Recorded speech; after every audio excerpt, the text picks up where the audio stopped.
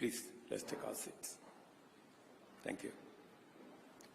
The weight of tragic events in recent weeks has tested our nation's resilience in the wake of unprecedented challenges.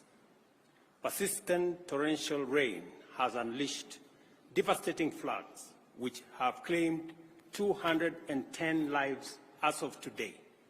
It has also caused injuries to many more and wreaked havoc on property, infrastructure, and livelihoods.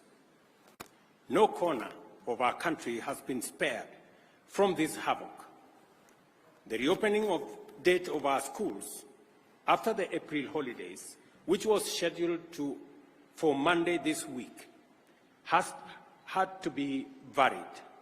Transportation has become challenging in many parts of the country due to flooded and damaged roads and bridges, and the threat of ravaging rivers and overflowing dams in downstream regions is immense. Water volumes in the Seven Forks Hydroelectric Power Dam have hit historic highs, with Masinga and Kiambere dams already spilling over through the managed spillways and threatening to overflow into neighboring settlements and causing devastation downstream in Garissa and Tana River counties. Sadly, we have not seen the last of this perilous period, as the situation is expected to escalate. Meteorological reports paint a dire picture. The rains will persist, increasing both in duration and intensity for the rest of this month and possibly after.